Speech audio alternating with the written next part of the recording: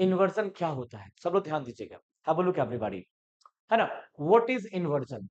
Inversion का मतलब होता है putting the verb before the subject. मतलब सेंटेंस में सब्जेक्ट से पहले वर्ब का प्रयोग क्या कहलाता है? इन्वर्जन कहलाता है। मैं यहाँ पे थोड़ा डिटेल्स में समझाने का प्रयास करूंगा आप लोगों को कि देखिए कुछ सेलेक्टेड वर्ड्स होते हैं, सब लोग ध्यान से सुनिए। कुछ सेलेक्टेड वर्ड्स होते हैं, जब वो सेंटेंस को शुरू करते हैं तो उनके ठीक बाद ना हेल्पिंग वर्ब का प्रयोग करना पड़ता है और फिर उसके बाद सब्जेक्ट को रखना होता है। और जो हेल्पिंग वर्ब हम लोग यूज करेंगे वो अकॉर्डिंग टू टेंस होगा।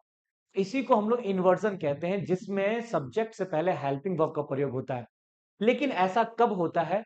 जब कुछ सेलेक्टेड वर्ड्स सेंटेंस को शुरू करते हैं, वाक्य को शुरू करते हैं, आरंभ करते हैं।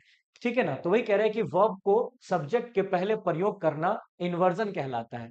या फिर समझिए inversion means putting the verb before the subject. यही चीज मैं आप लोगों को अभी समझा रहा था। चलो देखते हैं ऐसे कौन कौन से इंपॉर्टेंट वर्ड हैं जब वो सेंटेंस के शुरू में आ जाते हैं तो इनके ठीक बाद हेल्पिंग वर्ब का प्रयोग किया जाता है, उसके बाद ही सब्जेक्ट को हम लोग पुट करेंगे। तो इसमें से आपका है no sooner, never, hardly, scarcely, rarely, seldom, not, sorry, only recently, only yesterday, only then, only last year, in no way, under no circumstances, under a tree, not only, so plus adverb of manner। मतलब जो adverb of manner है अगर उसके पहले सो लगा हुआ है और वो सेंटेंस को शुरू करता है तो उसके ठीक बाद हम हेल्पिंग वर्ब का प्रयोग करेंगे अकॉर्डिंग टू टेंस। जो भी टेंस होगा उस टेंस का हेल्पिंग वर्ब क्या होगा, उसको उसके हेल्पिंग वर्ब को हम लोग क्या करेंगे, उस वर्ड के ठीक बाद रखेंगे। तो चलिए जानते हैं, हर सभी से एग्जांपल लेके समझते हैं। सो प्लस एडवर्ब ऑफ मैनर से भी लेंगे, नॉट ओनली से भी एग्जांपल लेंगे, नेवर से, सेल्डम से, नो सूनर से, है ना? तो ये सारी चीजें के बारे में अभी हम लोग जानकारी लेते हैं, समझने का पूरा प्रयास करेंगे। दिस इज वेरी इंपॉर्टेंट, ये बात ध्यान रखिएगा आप लोग। चलिए समझते हैं इस कॉन्सेप्ट को। सबसे पहले देखते हैं कैसे किस तरीके से आपका यहाँ पे क्वेश्चन आता है और कैसे हम लोग इसको सॉल्व करेंगे। So have a look everybody. चलिए समझने का प्रयास कीजिएगा डियर। देखिए सबसे पहला क्वेश्चन को यहाँ पे चेक कर पाएंगे। सबसे पहला जो आपका क्वेश्चन है, सबसे पहला क्वेश्चन क्या है? कह रहे no sooner he saw his mother then he ran to meet her. Have a look everybody. Sentence की शुरुआत किससे हुई है? नो सूनर से हुई है। याद रखिएगा जब भी सेंटेंस नो सूनर से शुरू होगा उसके ठीक बाद हेल्पिंग वर्ब का प्रयोग किया जाएगा। तो नो सूनर के ठीक बाद देखो यहाँ पे हेल्पिंग वर्ब नहीं है। तो टेंस को चेक कीजिए। टेंस हमारा है सब्जेक्ट प्लस सेकंड फॉर्म। ये आपका सिंपल पास्ट हो गया। सिंपल पास्ट में जो हेल्पिंग वर्ब होता है वो क्या होता है? डिड होता है। क्या होता है? डिड। तो यहाँ पे डिड लगना चाहिए था, और जब डिड लग जाता है तो वर्ब की कौन सी फॉर्म यूज करना है? हमें सी लगाना है ना? तो 100 का सी मतलब सेकंड फॉर्म में या फर्स्ट फॉर्म आ जाएगा। डिड के बाद वर्ब की फर्स्ट फॉर्म यूज करते हैं। तो करेक्ट क्वेश्चन क्या हो जाएगा? No sooner did he see his mother then he ran to meet her. ध्यान रखिएगा बाद वाला जो वर्ब है उसको चेंज नहीं करना है। देन के पहले वाला जो वर्ब होगा हम उसी को करेक्शन करेंगे, उसी को करेक्ट करेंगे, उसी को सही करेंगे। ठीक है ना? सेकंड क्वेश्चन फिर से नो सूनर से है। No sooner the teacher had come. Had के बाद थर्ड फॉर्म मतलब पास्ट परफेक्ट टेंस है, इसका हेल्पिंग वर्ब हैड ही होता है। तो इसका यूज हमें कहां करना था? नो सूनर के ठीक बाद। करेक्ट क्या हो जाएगा? No sooner had the teacher come then the students kept silent. So guys यहाँ पे आपको समझना यह है कि नो सूनर जब भी सेंटेंस को शुरू करेगा उसके ठीक बाद हम हेल्पिंग वर्ब का प्रयोग करेंगे। Got it? चलिए आगे करते हैं, नेक्स्ट क्वेश्चन की तरफ चलते हैं हम लोग। ये सारे इन्वर्जन है, इसी को हम लोग इन्वर्जन कहते हैं, इसी को हम लोग क्या बोलते हैं? इन्वर्जन बोलते हैं। ठीक है ना? क्वेश्चन को चेक करेंगे। कह रहे हैं never they come here. Never say sentence शुरू हुआ है, नेवर से सेंटेंस शुरू हुआ है, उसके ठीक बाद हेल्पिंग वर्ब चाहिए। टेंस का पता लगाते हैं। Subject first form. Subject first form कौन सा टेंस होता है? सिंपल प्रेजेंट होता है। उसका हेल्पिंग वर्ब क्या होता है? डू और डज होता है।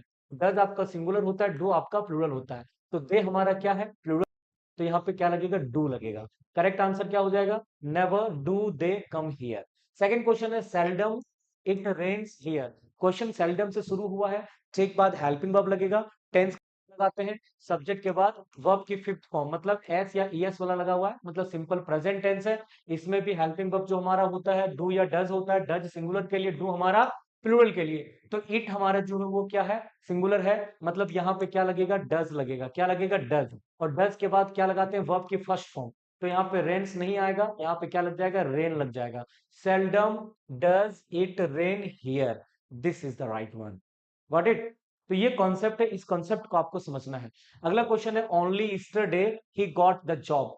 सेंटेंस की शुरुआत ओनली ईस्टरडे से हुआ है, इन्वर्जन का प्रयोग होगा। इन्वर्जन का मतलब सब्जेक्ट से पहले हेल्पिंग वर्ब का प्रयोग करना, और उस पार्टिकुलर वर्ड के ठीक बाद हेल्पिंग वर्ब लगाना है अकॉर्डिंग टू टेंस। सब्जेक्ट के बाद यहाँ पे सेकंड फॉर्म लगा है, मतलब यहाँ पे हम पास्ट एंड डेफिनिट का हेल्पिंग वर्ब लगाएंगे डिड, और डिड के बाद वर्ब की फर्स्ट फॉर्म का प्रयोग किया जाता है। तो गॉट आपका सेकंड फॉर्म है, फर्स्ट फॉर्म आपका क्या होगा, गेट हो जाएगा। करेक्ट आंसर क्या हो जाएगा, only yesterday did he get the job, आपका सही हो जाएगा।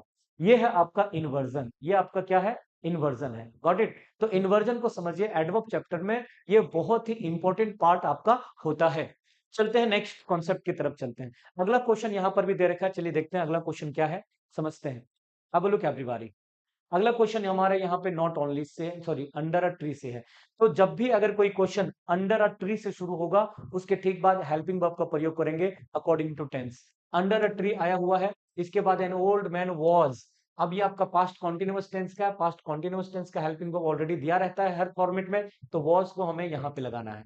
करेक्ट आंसर क्या होगा, under a tree was an old man sleeping, तब जाके आपका क्वेश्चन सही होगा। यहाँ पे कह रहे नॉट ओनली, सेंटेंस अब नॉट ओनली से शुरू होगा, ठीक बात, हेल्पिंग वर्ब आएगा according to tense. Radha read, ये आपका यहाँ पे सेकंड फॉर्म का प्रयोग किया गया है, मतलब डिड का प्रयोग करेंगे। यहाँ पे क्या प्रयोग करेंगे, डिड। तो डिड के बाद फर्स्ट फॉर्म, तो जो रीड होता है उसका सेकंड फॉर्म रेड होता है, थर्ड फॉर्म रेड होता है, स्पेलिंग हमारी यही रहती है। क्वेश्चन आपका सही हो जाएगा। ध्यान रखिएगा, बट के बाद वाले वर्ब में कोई भी चेंज नहीं करेंगे, बट के पहले वाले वर्ब के अकॉर्डिंग होगा। ठीक है ना। चलिए, सर पीडीएफ नहीं मिल रही है। देखिए मैं आपको बता दूं, पीडीएफ जो है यही पीडीएफ मिलेगा, कुछ नोट्स मिलेंगे आप लोगों को। तो पीडीएफ क्या, इतना आलसीपना बिल्कुल मत दिखाइए आप लोग। जो नोट्स आपको प्रोवाइड किया जा रहा है, ठीक है ना, आज आप लोग कॉल कर लीजिएगा मैनेजमेंट टीम को, वहां से जो नोट्स, ये क्लास नोट्स जो आपको मिलेगा, आराम से बैठ के लिखिएगा, वीडियो देखिए, फिर नोट्स को लिखिए, इससे आपको जल्दी याद भी होगा और रिवीजन भी हो जाएगा। ये कभी मत सोचिए कि नोट्स को हम प्रिंट आउट कराएंगे, है ना, फोटो स्टेट करवा लेंगे, तो उससे आपके अंदर ना वो जो होता है ना, मतलब क्या कह सकते हैं, एक्टिवनेस नहीं रहेगा। तो मैं चाहूंगा कि आप रिवीजन करो, लिख के रिवीजन करो आप। अभी वीडियो देखिए, नोट्स आपको, ये क्लास नोट्स है, सारा सेव किया गया है, कोई प्रॉब्लम नहीं है, सब कुछ भेज दिया जाएगा आपको, ठीक है ना। निश्चित निश्चिंत रहिए आप, है ना। चलिए, नेक्स्ट क्वेश्चन है not only, have a look everybody. Question आपका है नॉट ओनली दे लॉस्ट। चलो पूरा क्वेश्चन एक साथ निकाल ही लेते हैं।